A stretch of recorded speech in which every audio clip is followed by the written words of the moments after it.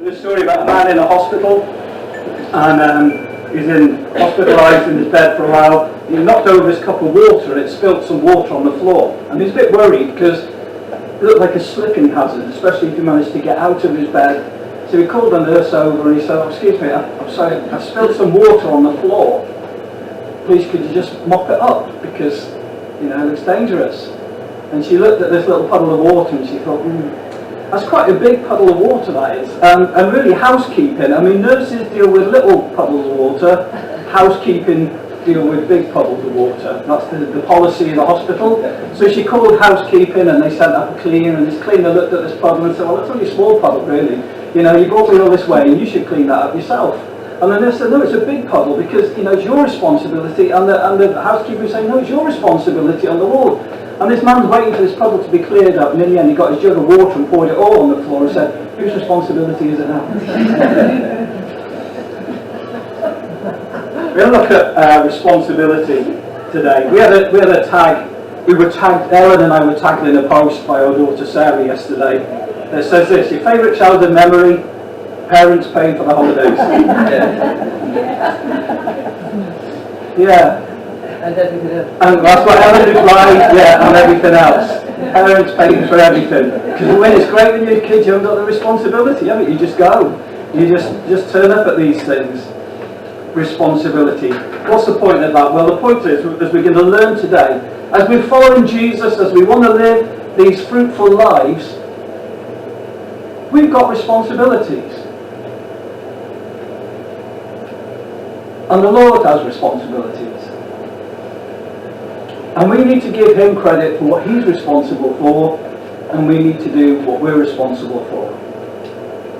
If you fall asleep now, just hold on to that thought, because that's the message. Okay, get it in early, because I can see it's warm and you're feeling sleepy. We're going back to look at Abraham, who lived about 4,000 years ago, several thousand miles away, who moved to the promised land. Last week we heard about how Abraham is still called, some confusion, he's not called Abraham yet, he's still called Abram. His name is going to change in a couple of weeks' time. And he and his nephew Lot, because they're victims of their own success, they've been blessed so much, they've all got too much, their environmental impact is too heavy on the ground, and so they need to dissipate, they need to split up and go separate ways, because the ground can't sustain all their flocks and everything else. There's not enough water in the wells. And so in that occasion, Abraham, although he was the senior partner and it was his responsibility and his right to make decisions, he deferred to his nephew Lot. And he said to Lot, "You decide. You choose the way you want to go with your people and your flocks, and I'll go the other way." And remember, Lot looked down. Lot looked down into the valley, saw with his human eyes how lush and green it all looked, and he moved down into the valley towards evil, towards the towns of Sodom and Gomorrah, where people were doing evil things. And he moved into that region. That was his choice. So Lot chose to look down. God said to Abraham, "Look up. Look around you. As far as the east, the west, the north and south, I'm giving you this land." And with the lesson last week was we need a vision from God. See things as God sees them. Lot thought he'd chosen the best, but he made a human decision. Abraham got the best because he followed God. And God said to him, "Go and walk through this land. Claim it. Make it yours. Live as if you've already got it." That's a demonstration of your faith. And this didn't come up last week because it's just occurred to me now, but we need to do the same.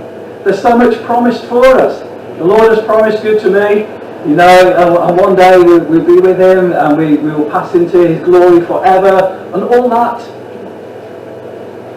Walk into it. Live in it now. We're not sitting as followers of Jesus Christ, we're not sitting in God's waiting room waiting for the one day when everything will be all right. we live in the light of the victory of the cross right now, or we should be. Got another sermon to preach, move on. So Abraham moved on, and everything was easy, and he lived happily ever after. Because that's what happens when you obey God, is that right?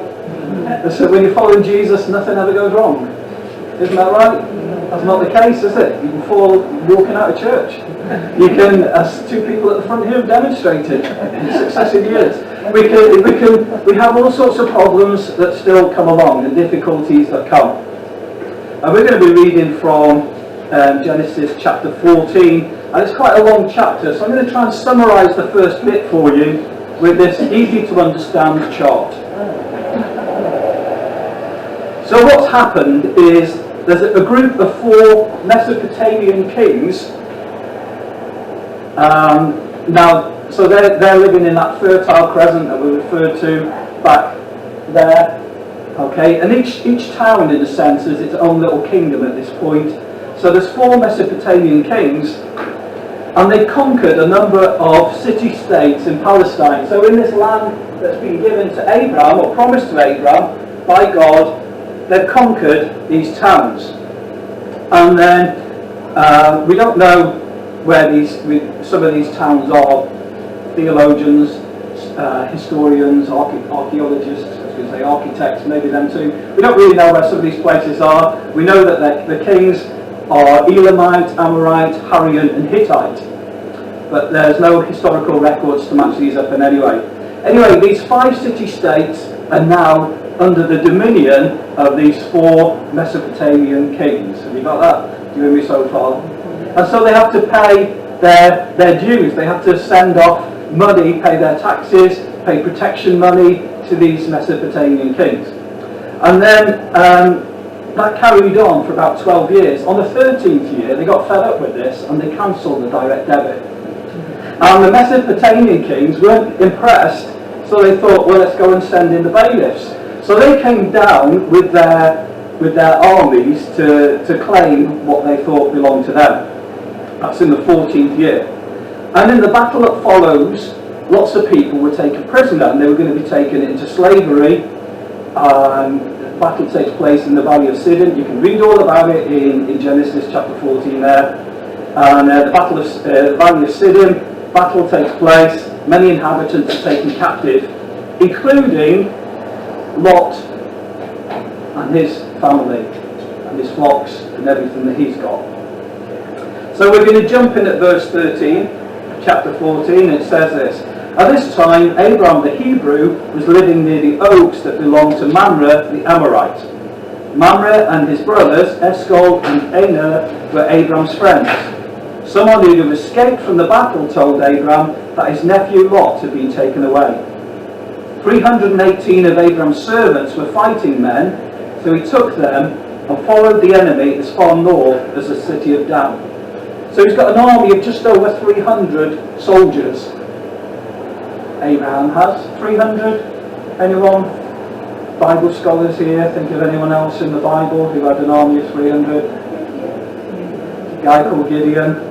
He didn't have 318, he just had 300. But it's close. Okay, so God's going to give the victory. Says this, verse 15, That night Abraham divided up his troops, attacked from all sides, and won a great victory. But some of the enemy escaped to the town of Hobah, north of Damascus. And Abraham went after them. He brought back his nephew Lot, together with Lot's possessions, and the women and everyone else who had been captured.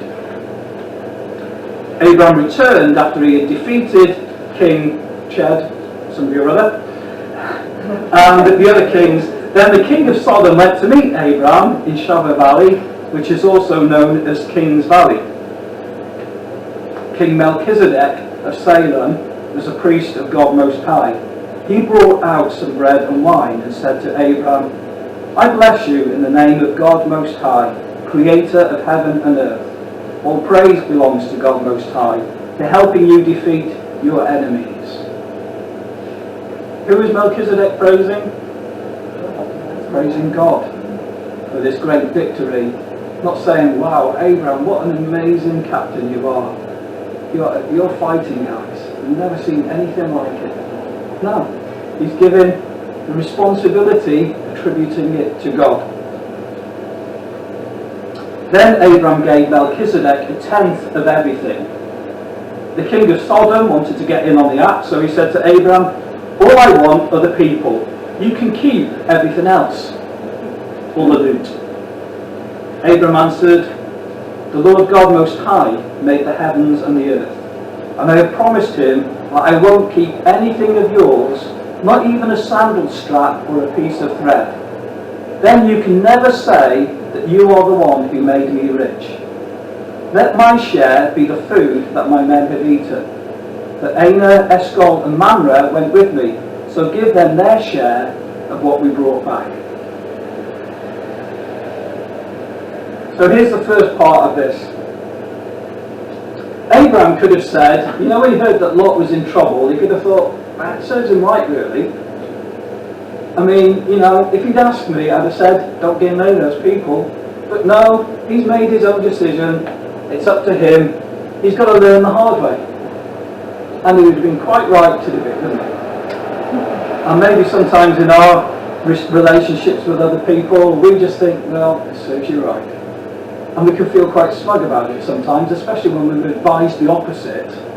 And we think, well, come to me, you know, you asked me, I told you, and you just done your own thing, so there we go. But no, he didn't do that.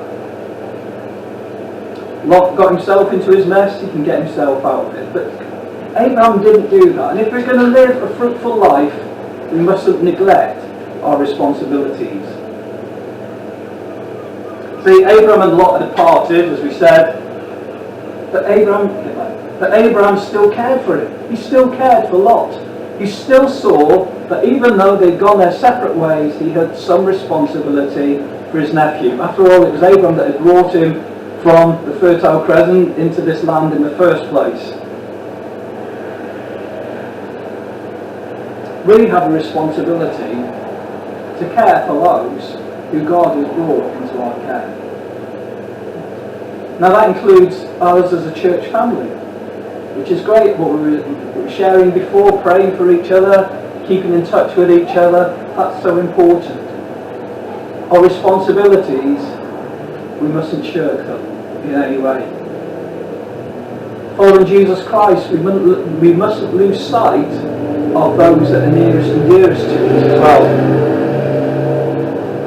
There are too many tales of people who've been put off following Jesus because their godly parent, husband, wife, whoever has neglected them in their pursuit of following Jesus. One of the responsibilities you have is to care for those that are in your immediate circle. That also is part of being fruitful. Seek your blessings from the Lord.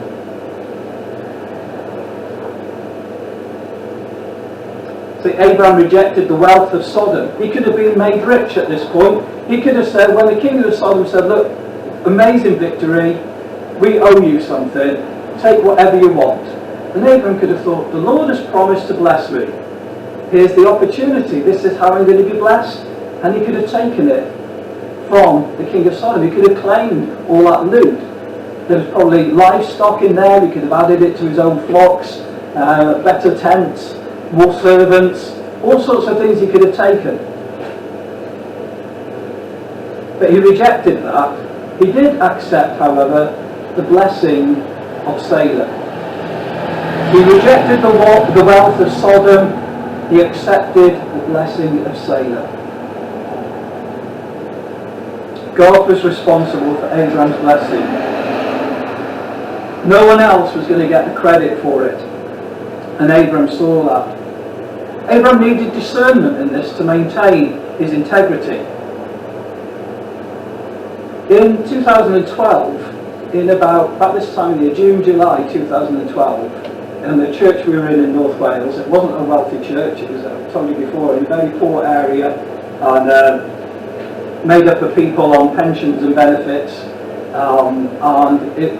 we had a visit from a pastor from Uganda. He'd been to the church a few times, and he was over in the UK, And he came to talk about the work that he did. His name's Pastor Emmy, still in touch with him. The work that he does in Uganda with an organisation called Parental Care Ministries. He's got an amazing testimony of God took him from nothing.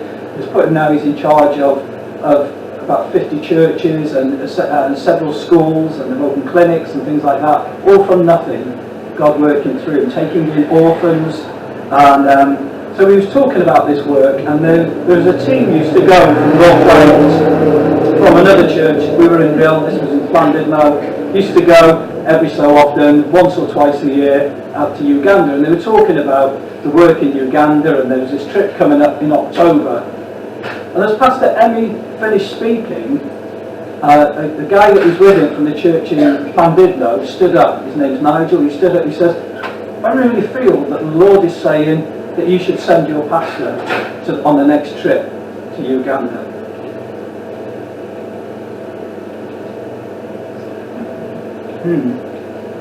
It's going to cost just over £1,000. We're going in October. We've got a couple of months to raise the money, to book the flights. And I thought, nah. But the people in the church said, yes, we think this is right. We think Dave should go. We want to get rid of Dave for a couple of weeks. If the Uganda on the equator seems far enough, let's send him. I think it was the following week. Ellen and I I can't remember why we were there. We were in the hospital, and we went to the refectory there. I can't even remember why we were there, but we met somebody who was a friend of my dad's, and we hadn't gone to meet him, but he was there in this refectory. We were talking together, and he was a mason, and he was talking about the charitable work that he's doing, and how they've blessed so many people, and these donations they make to people and charities. And he said, "What's going on with you?" I said, "Apparently I'm going to Uganda and I need to raise £1,000. He said, "How much do you need? We can get a cheque for you today." And I thought, is this the Lord meeting the need? And God said no. And I said, "Thanks, that's very kind, but no, we're fine, thanks." And I turned it down. So in October we went. The tickets were paid for, the money was raised, God provided it, and God was blessed, and God was glorified because He was honoured. And we weren't added to the list of good causes that the Masons had supported. God did it. We need discernment to know when God is prompting us. You know, when you get that prompting, when you hear that the jackpot rollover is going to be £75 million, and you think of all the good I could do with that. Maybe the Lord is going to bless the church and me through this. You know, maybe this week I should buy a ticket. Maybe this week this is how God is going to bless me. You see? Or are we going to trust? Who are we trusting? The National Lottery or the Lord? Now, I'm not pointing the finger at anybody. It's discernment in the situation that we need to have.